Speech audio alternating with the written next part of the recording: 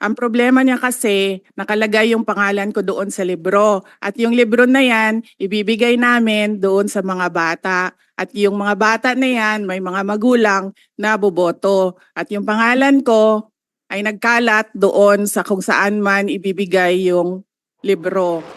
Madam Chair, hindi ko maintindihan yung ugali ng ating resource person. It is a simple question. Paulit-ulit na this is politicizing. Yes, Madam Chair. Hindi ko rin maintindihan ang ugali ni Senator Risa Ontiveros and I do not appreciate, ano yung sinabi niya? I do not appreciate this kind of behavior and attitude. Madam Chair, noong 2016, tumatakbo si Senator Risa Ontiveros na senator, nakailang talo na siya. So, Dalawa, Madam Chair. okay, dalawa. Natatakot siya sa pangatlong talo niya, kaya pumunta siya sa Davao. Humingi siya ng tulong. Kinausap niya ako ng kinausap doon sa law office ko sa Davao City.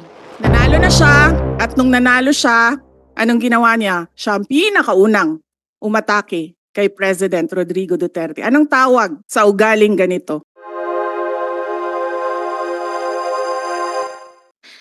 Una po, I note that a huge chunk of the OVP's 2025 operations budget, 1.909 billion pesos, will be used for the delivery of socio-economic programs, such as one medical and burial assistance program.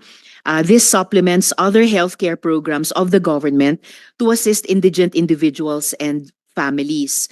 For 2025, 771.445 million will be allocated for the program.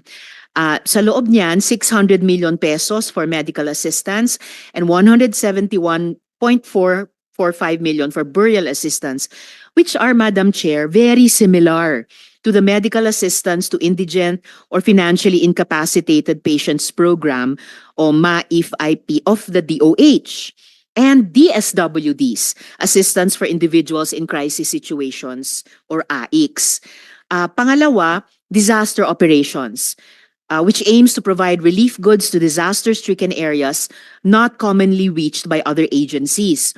Para doon, 101.644 million pesos. And is also similar doon naman sa disaster risk management program of the DSWD. Third, relief for individuals in crisis and emergencies, or providing food boxes or food items to families who are ineligible for OVP's other services. So 50 million pesos, which is also similar to DSWD's AICS. And last, Magnegosyo Taday, livelihood assistance for those with entrepreneurial skills, 150 million pesos, which is also similar to DOLES naman, Integrated Livelihood Program o DLIP. So, ang tanong ko po dito, Madam Chair, anong nag-lead sa OVP na mag-consider na i-launch yung ganitong programs? May ginawa bang studies para suportahan yung pagkakaroon ng ganitong programs na parallel naman sa katulad at existing programs ng iba't iba nating line agencies, Madam Chair? Yes, Madam Chair. Thank you. Noong ako po ay nangampanya, tatlo lang po yung sinabi ko na plataforma. Una po, trabaho. Pangalawa po, edukasyon. At tatlo, mapayapang pamumuhay para sa ating mga mamamayan. Nung pumasok po kami sa Office of the Vice President, tiningnan po namin ang mga pinakamaraming requests ng ating mga kababayan. Una-una po, ang lagi po naming natatanggap na request ay medical and burial assistance. Pangalawa po ay financial assistance. Pangatlo, lagi silang humihingi ng tulong sa pagkain. At pang-apat, very recently sa tali ng mga requests is yung educational assistance na sinasabi ng mga kababayan natin. Sinasabi namin lagi sa kanila, libre naman yung public schools. Ngayon ay libre na rin yung higher educational institutions, pero sinasabi nila nahihirapan kasi sila sa plete, nahihirapan sila sa pabaon ng mga bata at sa pagkain ng mga bata. Kaya meron kaming bago, ito yung educational assistance. At ang panghuli naman, lagi naming natatanggap na request galing sa ating mga kababayan ay kapag sila ay naging biktima ng disaster, whether man-made or natural disasters. So sila po ay lumalapit sa Office of the Vice President. Totoo po, merong mga ibang local government units at ibang national government agencies na ganito po ang kanilang programa. Pero po, nung ako ay umupo as a Vice President, I took an oath, and doon sa oath, I said that I will do justice to every man. So hindi po kami pwedeng humindi sa mga tao na humihingi ng tulong, lalong-lalo na ay kaparte ng gobyerno ang Office of the Vice President. Salamat, VP, Madam Chair. Sabi nga ng VP, Madam Chair, libre na yung public school, libre na rin yung higher education, bagamat ni-note nila na sinasabi ng mga nagre-request na nahihirapan pa rin sila sa ilang mga programs na nakalodge sa ilalim ng libreng edukasyon na iyan. Kaya nga kinonsider nilang mag-launch ng ganitong mga katulad na programs. Iko-consider ba ng VP na i-lodge na lang yung mga budgets nitong mga programa dun na lang sa mga line agencies natin, tapos mag-request na lang ang OVP ng allocation para in sync sa priorities ng executive department sa halip na magkaroon pa ng hiwalay pero magkatulad naman na programa, Madam Chair? Madam Chair, we only submit the budget and we leave it to the discretion of all the members of Congress to decide on the budget. We can only propose a budget for the Office of the Vice President. Pero magbibigay po ako ng halimbawa kung ganun po ang gagawin natin. Tulad po ng AIX ng DSWD. Kapag meron po kaming nire-refer o binibigyan ng endorsement ng AIX sa DSWD, kadalasan po nasagot sa amin ay hindi pwede dahil galing yan sa Office of the Vice President at kalaban yan. Minsan po, totoo yan na pupolitika ang assistance para sa ating mga kababayan. Kaya po, uulitin ko, ang mga tao naman kasi hindi sila tumitingin sa politika. Tumitingin lang sila na itong opisina na ito ay opisina ng gobyerno at pwede kaming humingi ng tulong doon. And so I go back to the oath that I shall do justice to every man, at kaya po kami nandito at kaya po kami merong mga ganito na mga projects sa Office of the Vice President.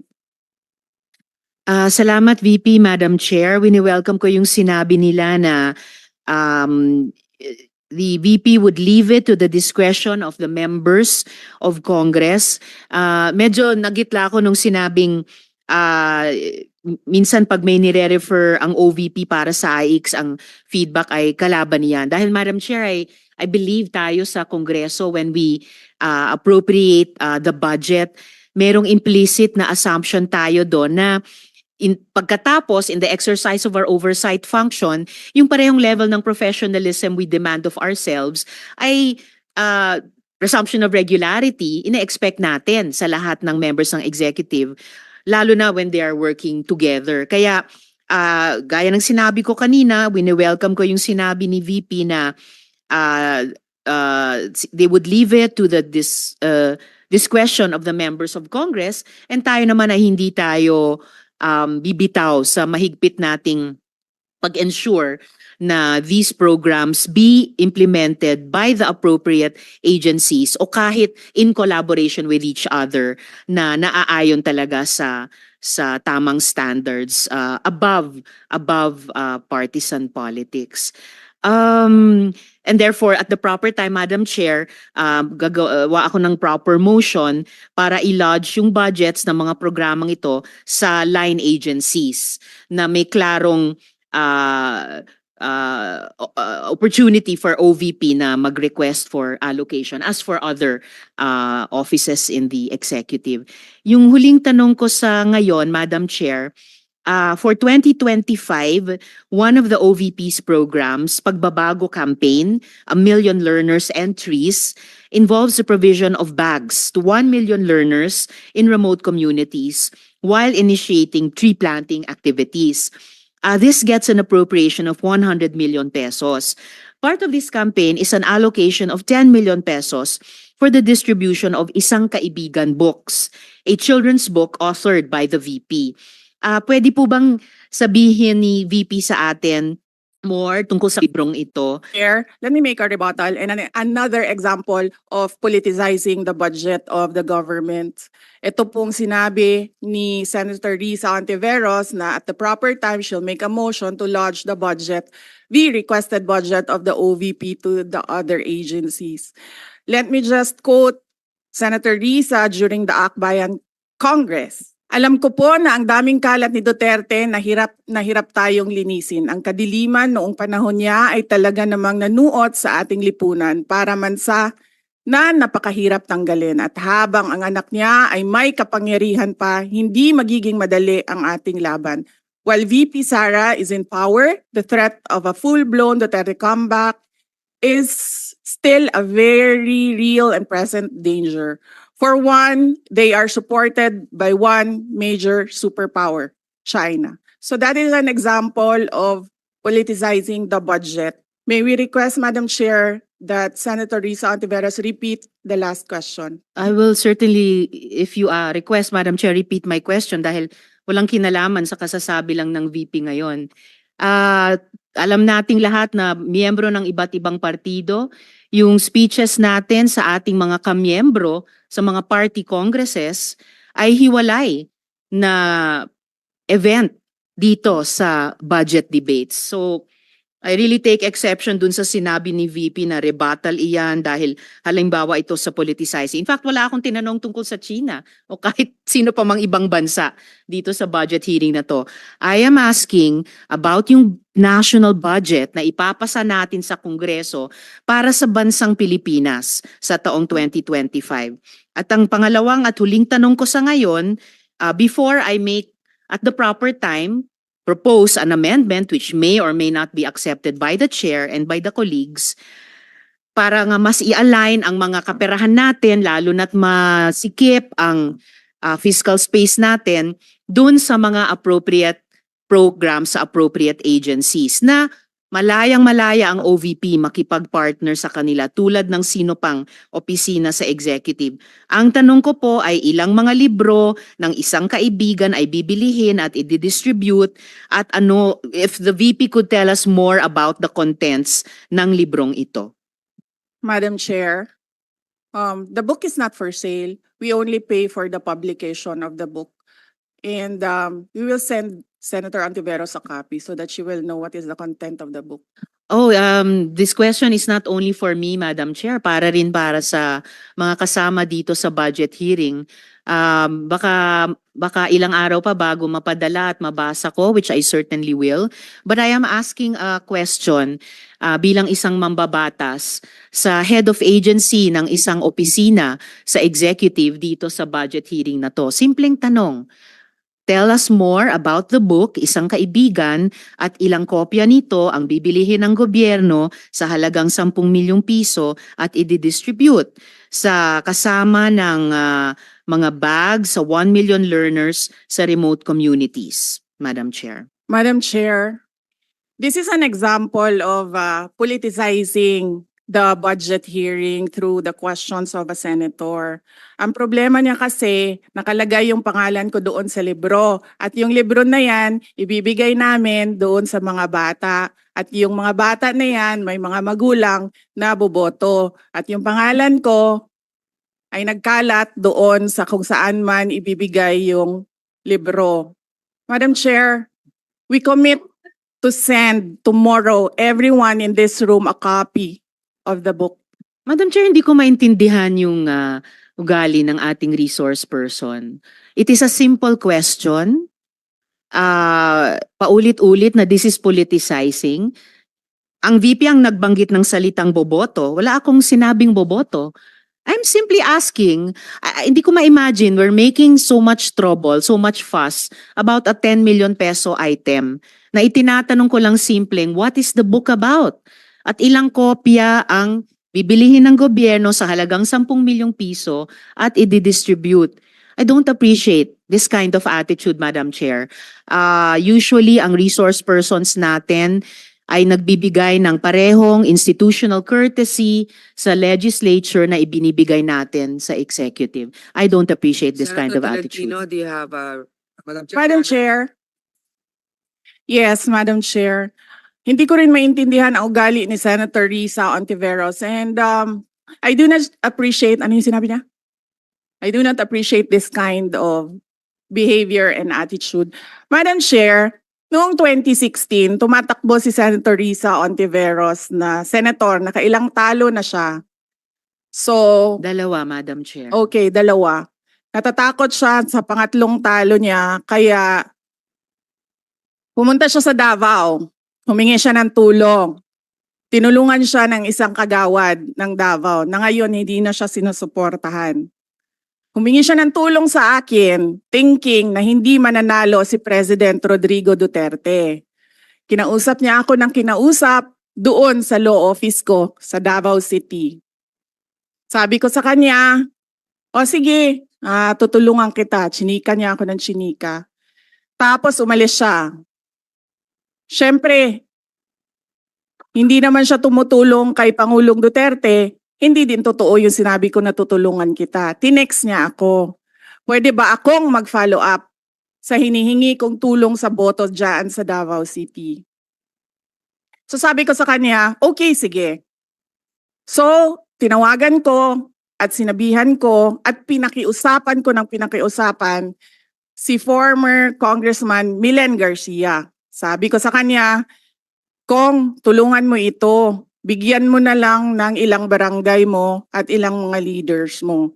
Ayaw pa siya tulungan ni former Congressman Milen Garcia. Pinakiusapan ko ulit, Kong, please tulungan mo na lang.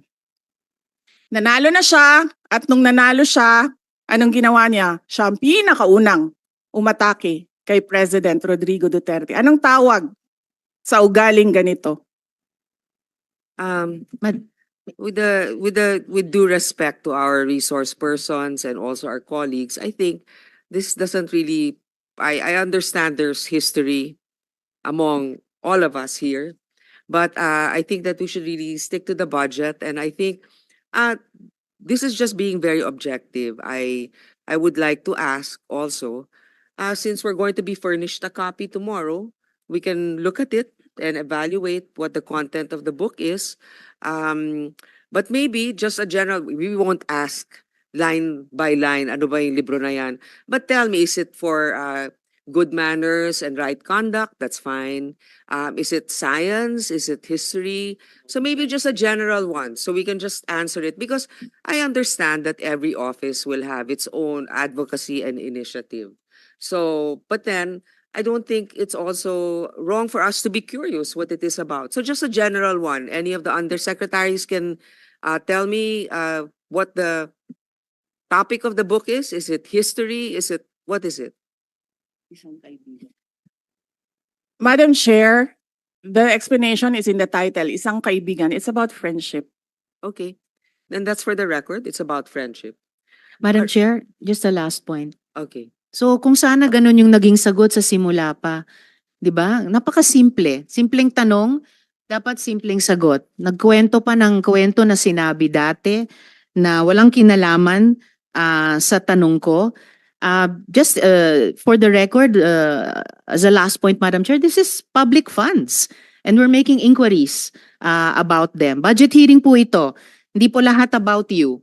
Pera po ito ng taong bayan. Okay. For the record, I Madam think Chair. it's Thank not you, yet Madam Chair. personal, but Yes. I understand the emotion is high. But let's continue on. If you have any more questions, Senator Risa, we will Those are have just around- my 2 questions, Madam Chair. Okay. Maraming salamat po. Thank you. Senator Tolentino, you had your hand raised earlier. I was about to ask for a minute suspension of the hearing, but since the good chairperson of this committee already gave her guidance on how this budget hearing should proceed, I defer to the wisdom of the chairperson. Thank you. I would like to acknowledge the presence of Senator Bong Revilla and Senator Robin Hood Padilla. Thank you. Anybody else? Senator Mark Villar as well. And Senator Alan and Senator Alan Cayetano. Any more questions? Yes. Senator Amy Marcos, you're recognized. Yes, samantalang nasimulan na ang pagtatanong tungkol sa budget, nais kong bigyan ng pagkakataon ng pangalawang Pangulo na sumagot sa mga pumupuna sa kanya at laging binabanggit ang mga COA report ng 2022-2023 na mababa daw ang implementasyon at kulang daw ang internal controls at guidelines. May masasabi po ba tayo tungkol dito? May kasagutan po ba ito? Madam Chair, yes, we call on Attorney Rosalyn Sanchez to answer the question. Good afternoon, Madam Chair. On the first question on the low implementation of some of the programs, Your Honor, some of the programs were just started to be implemented by the office in 2023. So we are still in the process of fine-tuning the details of the program and obtaining the requirements from the applicants of the programs. Specifically on the Magnegosyo Taday project, we have seen that some of our target beneficiaries have difficulty in complying with the requirements, and we are closely working with the Commission on Audit to streamline the process for the application of the program.